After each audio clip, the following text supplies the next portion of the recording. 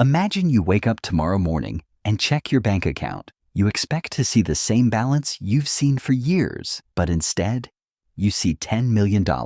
At first, you think it's a glitch. Then your phone starts ringing. Your friends have $10 million too. Your parents have $10 million.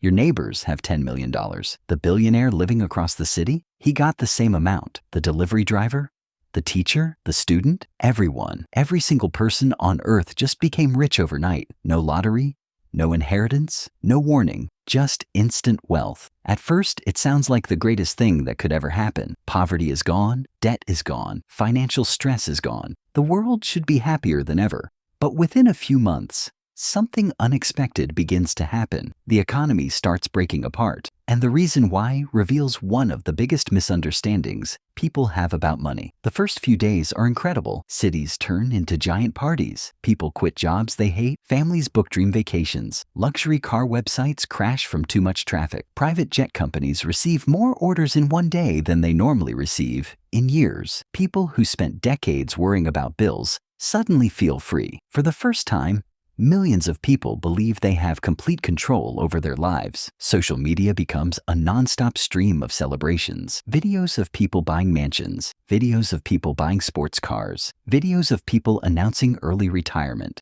It feels like humanity has finally solved its biggest problem, money. But beneath the celebrations, a problem is quietly growing. A problem almost nobody notices, because while everyone suddenly has more money, the world doesn't suddenly have more stuff. Let's imagine a city has 1,000 houses available for sale. Normally, only a small number of people can afford them. But now, millions of people can. Suddenly, thousands of buyers are competing for the same homes. Sellers notice immediately. Why sell a house for $300,000 when buyers have millions? So prices go up. Then they go up again and again. Within weeks, homes that once seemed expensive become unbelievably costly. The same thing happens with cars. The same thing happens with hotels. The same thing happens with flights. The same thing happens with electronics. Everyone wants the best products, but there aren't enough products for everyone. For the first time, people realize something strange. They have more money than ever, yet buying things is becoming harder, and this is only the beginning. Economists have a name for what's happening: inflation. But let's make it simple. Imagine there are 10 slices of pizza and 10 people. Each person gets one slice. Now imagine everyone suddenly gets 10 times more money. Do you suddenly have more pizza? No, there are still only 10 slices. The amount of money increased. The amount of stuff didn't. So people start offering more money for the same pizza. Soon the price rises, then rises again, then rises again. That's exactly what begins happening across the entire world. The number on everyone's bank account grows, but the number of houses,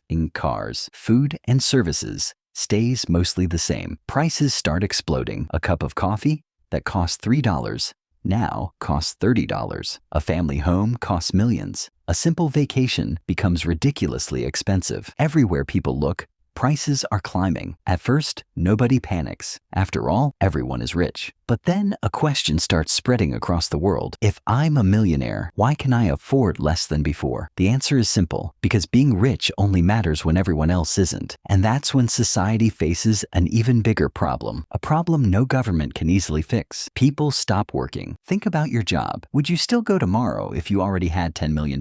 Some people would. Most wouldn't. Across the world, millions begin quitting. Construction workers quit, truck drivers quit, factory workers quit, retail workers quit, restaurant employees quit. After all, why work long hours when you're already rich? At first, nobody sees a problem. Then food deliveries begin arriving late. Then supermarkets start running low on products. Then factories slow down. Then they stop completely. Because money can buy things, but money cannot force people to create things. And without workers, production collapses. This is where the real crisis begins. A few months later, people notice something unusual. Stores are half empty. Ordering products online takes months. Finding basic necessities becomes difficult, not because people can't afford them, because they don't exist. Factories aren't producing enough. Farms aren't producing enough. Transportation networks aren't moving enough goods. Hospitals are struggling to find staff. Schools are struggling to find teachers. Power companies are struggling to find technicians. Suddenly, having millions in the bank doesn't solve your problems. You can have all the money in the world, but if nobody is making bread, you can't buy bread. If nobody is building houses, you can't buy houses. If nobody is repairing power lines, you can't buy electricity. For the first time,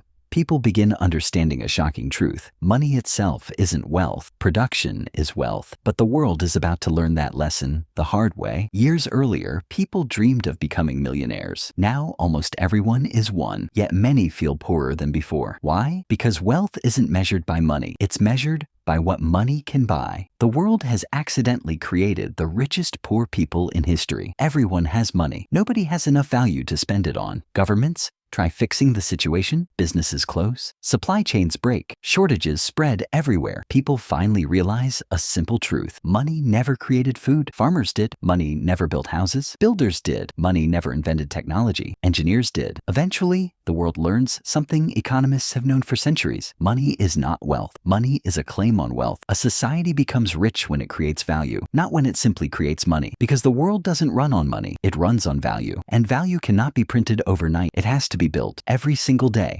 Hey everyone! Don't forget to like and subscribe. Thanks for watching.